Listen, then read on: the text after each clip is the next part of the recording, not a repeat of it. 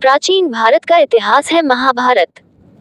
श्री कृष्ण द्वैपायन नाम के वेदव्यास ने ये ग्रंथ श्री गणेश जी की मदद से लिखा था।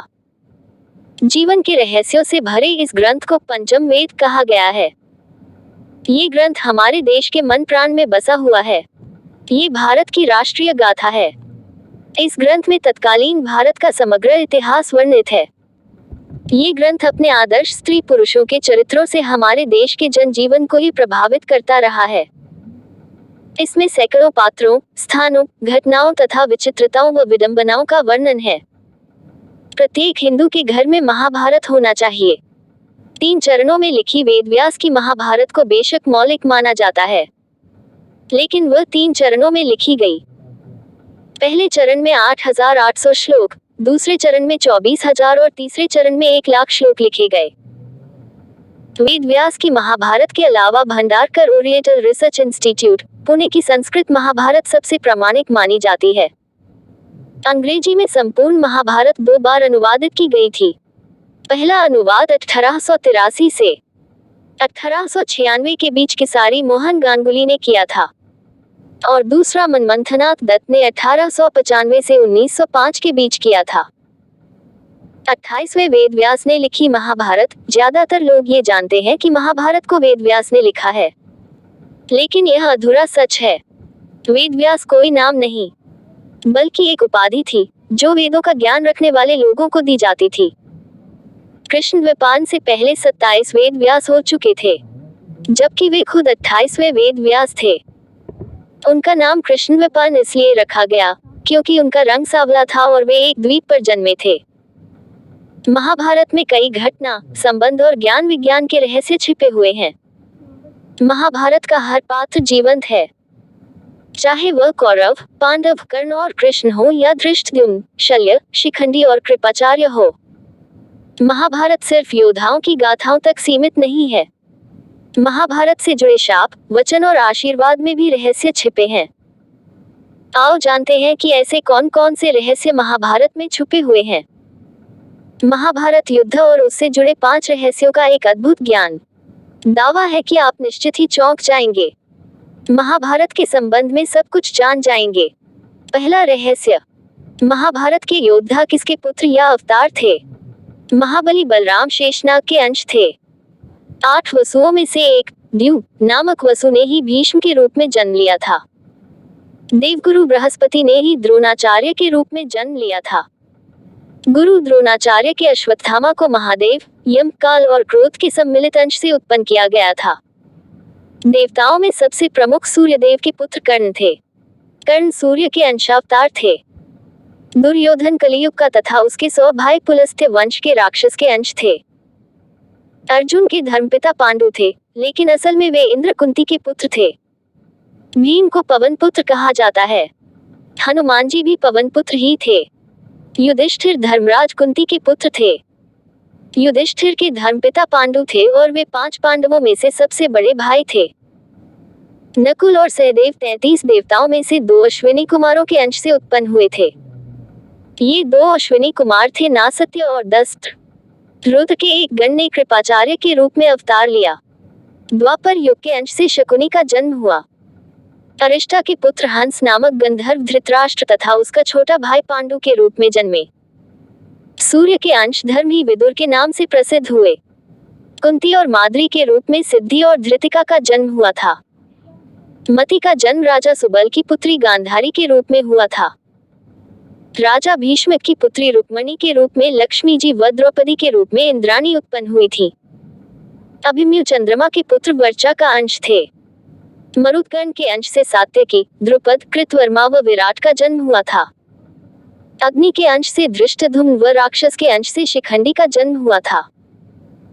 विश्वदेवगण द्रौपदी के 5 पुत्र प्रतिविंध्य, सुतसोम, श्रुतकीर्ति, शतानीक और श्रुतसेव के रूप में पैदा हुए थे। दानवराज विप्रचित्ति, जरासंध व हिरण्यकशिपु शिशुपाल का अंश था। कालनेमी दैत्य ने ही कंस का रूप धारण किया था। इंद्र की आज्ञानुसार अप्सराओं के अंश से 16,000 स्त्रियां उत्पन्न हुई थी। दूसरा रहस्य, कहते हैं कि महाभारत युद्ध में 18 संख्या का बहुत महत्व है। महाभारत की पुस्तक में 18 अध्याय हैं। कृष्ण ने कुल 18 दिन तक अर्जुन को ज्ञान दिया। 18 दिन तक ही युद्ध चला। गीता में भी 18 अध्याय हैं। कौरवों और पांडवों की सेना भी कुल 18 अक्षौहिणी सेना थी, जिनमें कौरवों की 11 और पांडवों की 7 अक्षौहिणी सेना थी। इस युद्ध के प्रमुख सूत्रधार भी 18 थे। इस युद्ध में कुल 18 योद्धा ही जीवित बचे थे। सवाल यह उठता है कि सब कुछ 18 की संख्या में ही क्यों होता गया? क्या ये संयोग है या इसमें कोई रहस्य छिपा है? महाभारत ग्रंथ में कुल 18 पर्व हैं। आदि पर्व, सभा पर्व, वन पर्व, विराट पर्व, उद्योग पर्व, भीष्म पर्व, द्रोण पर्व, अश्वमेधिक पर्व, महाप्रस्थानिक पर्व, सौप्तिक पर्व, स्त्री पर्व, शांति पर्व, अनुशासन पर्व, मौसल पर्व, कर्ण पर्व, शल्य पर्व, स्वर्गारोहण पर्व तथा आश्रमवासिक पर्व। मालूम हो कि ऋषि वेदव्यास ने 18 पुराण भी रचे हैं। तीसरा रहस्य, कौरवों का जन्म एक रहस्य। कौरवों को कौन नहीं जानता? धृतराष्ट्र और गांधारी के 99 पुत्र और एक पुत्री थी, जिन्हें कौरव कहा जाता था। कुरु वंश के होने के कारण ये कौरव कहलाए। सभी कौरवों में दुर्योधन सबसे बड़ा था। गांधारी जब गर्भवती थी, तब धृतराष्ट्र ने एक दासी के साथ सहवास किया था, जिसके चलते युयुत्सु नामक पुत्र का जन्म हुआ। इस तरह कौरव 100 हो गए। युयुत्सु एन वक्त पर कौरवों की सेना को छोड़कर पांडवों की सेना में शामिल हो गया था। गांधारी ने वेदव्यास से पुत्रवती होने का वरदान प्राप्त किया। गर्भ धारण कर लेने के पश्चात भी 2 वर्ष व्यतीत हो गए, किंतु गांधारी की कोई भी संतान उत्पन्न नहीं हुई। इस पर क्रोधवश गांधारी ने अपने पेट पर जोर से मुक्के का प्रहार किया, जिससे उसका गर्भ गिर गया। वेदव्यास ने इस घटना को तत्काल ही जान लिया। वे गांधारी के पास आकर बोले, गांधारी, तूने बहुत गलत किया। मेरा दिया हुआ वर कभी मिथ्या नहीं जाता। अब तुम शीघ्र ही 100 कुंड तैयार करवाओ और उनमें घृत घी भरवा दो। वेदव्यास ने गांधारी के गर्भ से निकले मांस पिंड पर अभिमंत्रित जल छिड़का, जिससे उस पिंड के अंगूठे के पुर्वे के बराबर 100 टुकड़े हो गए। वेदव्यास ने उन टुकड़ों को गांधारी के बनवाए हुए 100 कुंडों में रखवा दिया और उन कुंडों को 2 वर्ष पश्चात खोलने का आदेश देकर अपने आश्रम चले गए। 2 वर्ष बाद सबसे पहले कुंड से दुर्योधन की उत्पत्ति हुई। फिर उन कुंडों से धृतराष्ट्र के शेष 99 पुत्र एवं दुशला नामक एक कन्या का जन्म हुआ। चौथा रहस्य, महाभारत काल में विमान और परमाणु अस्त्र थे। मोहनजोदड़ो में कुछ ऐसे कंकाल मिले थे जिसमें रेडिएशन का असर था। महाभारत में सौप्तिक पर्व के अध्याय 13 से 15 तक ब्रह्मास्त्र के परिणाम दिए गए हैं। हिंदू इतिहास के जानकारों के मुताबिक 3 नवंबर 5561 ईसा पूर्व छोड़ा हुआ ब्रह्मास्त्र परमाणु बम ही था। महाभारत में इसका वर्णन मिलता है। तदस्त्रम प्रज्वल महाज्वालम तेजोमंडल संवृतम सशब्दम भवम व्योम ज्वालामालाकुलम भर्षम चचाल च मही कृत्स्ना सपर्वत्वनद्रुमा। अर्थात ब्रह्मास्त्र छोड़े जाने के बाद भयंकर वायु जोरदार तमाचे मारने लगी। सहस्रावधि उल्का आकाश से गिरने लगे। भूत मात्रा को भयंकर महाभय उत्पन्न हो गया। आकाश में बड़ा शब्द हुआ। आकाश जलाने लगा। पर्वत, अरण्य, वृक्षों के साथ पृथ्वी हिल गई। अब सवाल यह उठता है कि क्या सचमुच ही हमारी आज की टेक्नोलॉजी से कहीं ज्यादा उन्नत थी महाभारत कालीन टेक्नोलॉजी? पांचवा रहस्य, महान योद्धा बर्बरिक और घटोत्कच। भीम के पुत्र घटोत्कच और पौत्र बर्बरिक के बारे में कहा जाता है कि इन दोनों की सामान्य मानवों से कई गुना ज्यादा ऊंचाई थी। माना जाता है कि कद काठी के हिसाब से भीम पुत्र घटोत्कच इतना विशालकाय था कि वह लात मारकर रथ को कई फुट पीछे फेंक देता था और सैनिकों को तो वह अपने पैरों तले कुचल देता था। भीम की असुर पत्नी हिडिंबा से घटोत्कच का जन्म हुआ था। जन्म लेते समय उसके सिर पर केश उत्कच नहीं थे, इसलिए उसका नाम घट हाथी का मस्तक उत्कच इक्वल्स केशहीन अर्थात घटोत्कच रखा गया। इसका मस्तक हाथी के मस्तक जैसा और केश शून्य होने के कारण ये घटोत्कच नाम से प्रसिद्ध हुआ। वह अत्यंत मायावी निकला और जन्म लेते ही बड़ा हो गया। उसमें जहां शारीरिक बल था वहीं वह मायावी भी था। चूंकि घटोत्कच की माता एक राक्षसी थी, पिता एक वीर क्षत्रिय था, इसलिए इसमें मनुष्य और राक्षस दोनों के मिश्रित गुण विद्यमान थे। वह बड़ा क्रूर और निर्दयी था।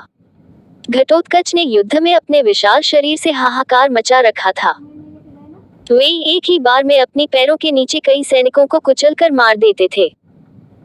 जिससे घबराकर दुर्योधन ने कर्ण को अमोघ अस्त्र चलाने का आदेश दिया। इस अस्त्र से घटोत्कच वीरगति को प्राप्त हुए। दूसरी ओर बर्बरीक दुनिया का सर्वश्रेष्ठ धनुर्धर थे।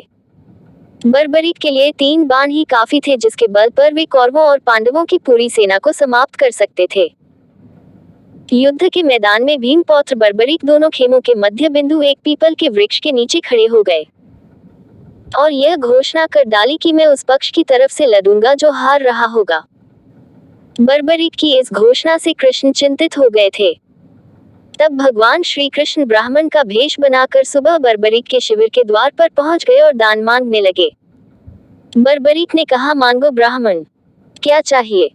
ब्राह्मण रूपी कृष्ण ने कहा कि तुम दे न सकोगे। लेकिन बर्बरीक कृष्ण के जाल में फंस गए और कृष्ण ने उससे उसका शीश मांग लिया। बर्बरीक द्वारा अपने पितामह पांडवों की विजय हेतु स्वेच्छा के साथ शीशदान कर दिया गया। बर्बरीक के इस बलिदान को देखकर दान के पश्चात श्री कृष्ण ने बर्बरीक को कलियुग में स्वयं के नाम से पूजित होने का वर दिया। आज बर्बरीक को खाटू श्याम के नाम से पूजा जाता है। जहां कृष्ण ने उसका शीश रखा था, उस स्थान का नाम खाटू है।